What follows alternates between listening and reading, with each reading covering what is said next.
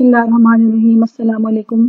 आज हम डिस्कस करेंगे अपना lecture number 13 which is about the disorders related to muscles. ठीक है, सो इसके अंदर आपकी किताब में तकरीबन जो है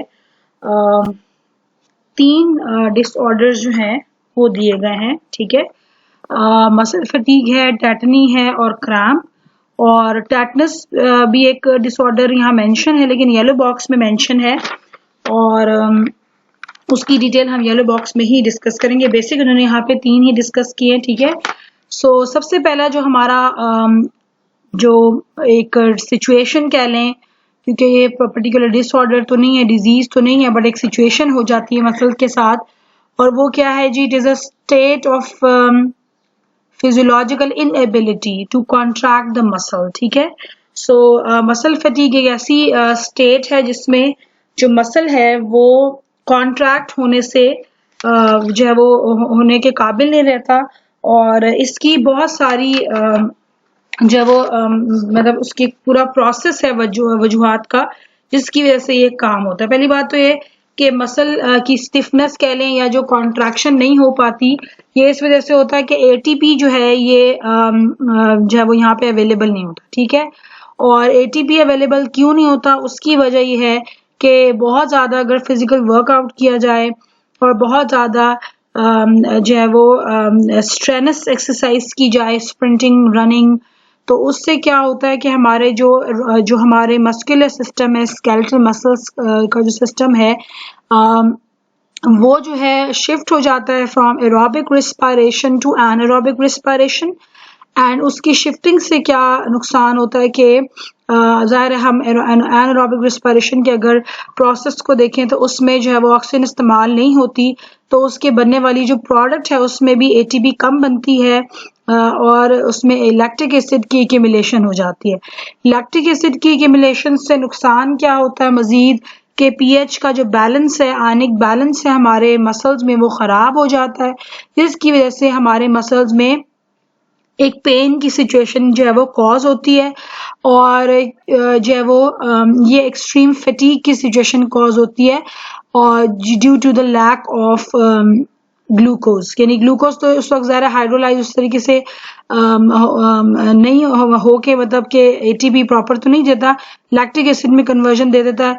तो क्योंकि एटीपी की कमी हो जाती है, यानी डेफिसिट हो जाता है एटीपी का, इसकी वजह से और एक्यूमुलेशन ऑफ लैक्टिक एसिड की वजह से मसल जो है वो फटीग में चला जाता है। ठीक है, हमें थकान और दर्द महसूस होता है, और ये जो कंडीशन है ये कुछ घंटों तक भी रह सकती है, डिपेंड्स। ठीक है, कुछ लोगों को जल्दी ये मस्कुलर फटीग खत्म हो जाती है और कुछ लोगों की सेवरल आवर्स तक रह सकती है।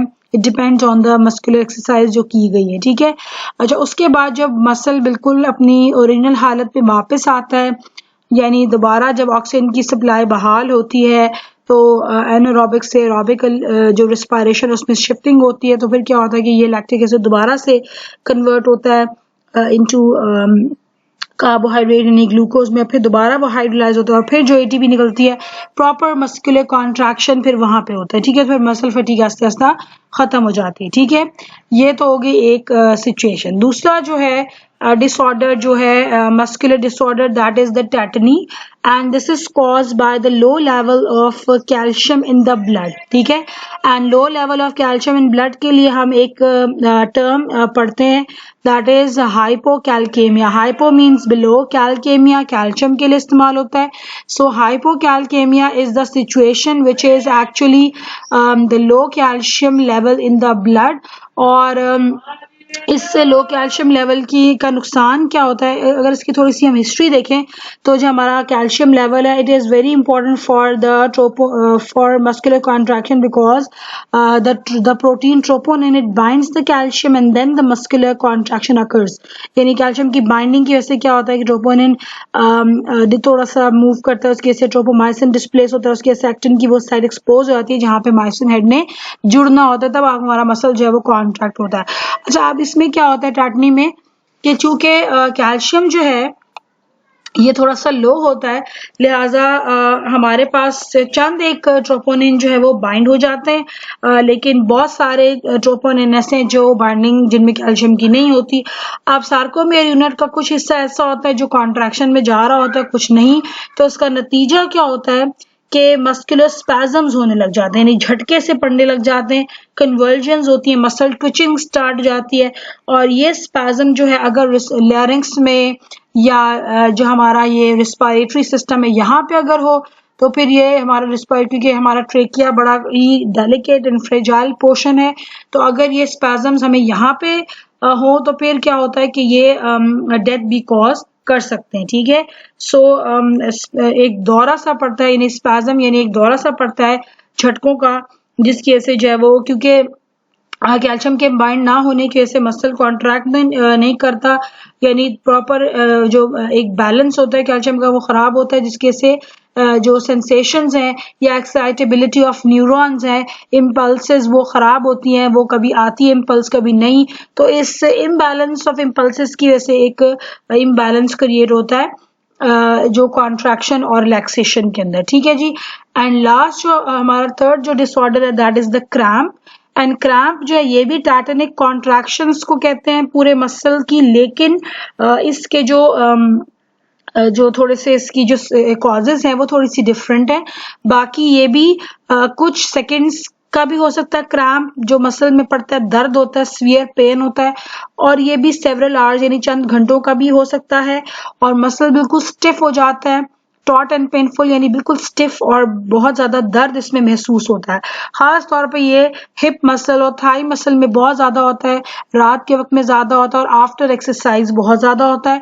और ये होता है जी लो ब्लड शुगर लेवल की वजह से, यानी बहुत ज्यादा अगर शुगर लेवल कम हो गया है, या इलेक्ट्रोलाइट बैलेंस खराब हो गया, या फिर अगर बॉडी में डिहाइड्रेशन हुई हुई है, या फिर स्पाइनल कॉर्ड या न्यूरॉन्स की इरिटेबिलिटी यानी उसमें जो है वो प्रॉपर उसकी फंक्शनिंग नहीं है, कुछ इरिटेशन है, तो इसके से ये क्रैम्प होता है। ठीक है, अच्छा येलो बॉक्स के अंदर जो आपको ये बात डिस्कस की जा रही है टेटनस, ये जो टर्म है टेटनस, ये एक इन्फेक्शियस डिजीज के बारे में बताते हैं। ठीक है, ऐसी डिजीज जो यानी एक्यूट इन्फेक्शियस डिजीज है ये। ठीक है, जो कि एनारोबिक बैक्टीरिया में है जी, क्लॉस्ट्रीडियम टेटनाई। ठीक है, तो क्लॉस्ट्रीडियम टेटनाई ये आपने नाम जो है वो जरूर आपने याद रखना है, क्योंकि ये शॉर्ट क्वेश्चन में और एमसीक्यू में ये नाम जो है ये आ सकता है। ठीक है, क्लॉस्ट्रीडियम टेटनाई ये वो कॉजेटिव एजेंट है जो कि टेटनस का बाइस बनता है। ठीक है, और ये इन्फेक्शियस डिजीज है।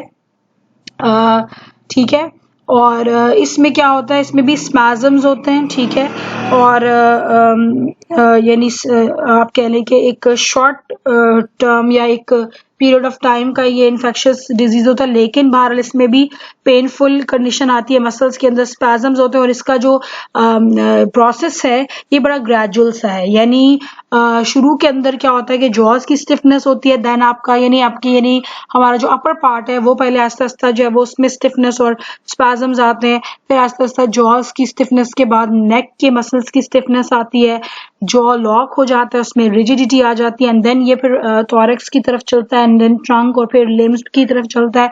और अगर इसमें रिस्पायरेटरी जो पार्ट है यानी थोरैसिक रीजन है, यहाँ पे अगर स्पैजम्स बढ़ जाते हैं तो यहाँ पे रिस्पायरेटरी सिस्टम कोलैप्स कर जाता है और इसकी फेलियर हो जाती है, जिसकी वजह से डेथ का बाइस भी बनता है टेटनस। ठीक है, और इसका ही वो इंजेक्शन है जो लगाया जाता है जब कभी चोट लगती है या हमारी स्किन में कोई जख्म बनता है जो कि एक्सपोज हो जाता है विद द सरफेस, जमीन से या कहीं भी, तो फिर फौरन इसको साफ करके उसमें कुछ डेटॉल वगैरह या पायोडीन लगा के उसके फिर टेटनस का इंजेक्शन भी लगाया जाता है। और कहा यह जाता है कि जितनी भी डेवलप कंट्रीज हैं उनमें तो ये रेयर है, लेकिन जितनी भी डेवलपिंग कंट्रीज यानी बहुत ज्यादा तरक्की याफ्ता ममालिक नहीं है जो, उनके अंदर मोर्टेलिटी रेट जो है 40% है ड्यू टू द टेटनस। ठीक है, तो this is very important short question as well as a very important MCQ. ठीक है, तो आज का जो हमने टॉपिक डिस्कस किया इसमें शॉर्ट क्वेश्चंस बन रहे हैं ये है क्या डिजीजेज, यानी what is cramps, differentiate between tetany and tetanus, what is the causative agent of the tetanus, what are the cause of cramps, what are the causes of tetany, what are the cause of muscle fatigue. बहुत सारे short questions और MCQ जो हैं वो इस chapter से इस topic से ये बन रहे हैं। ठीक है जी, आज के लिए इतना ही। अपना ख्याल रखिएगा। हाफिज।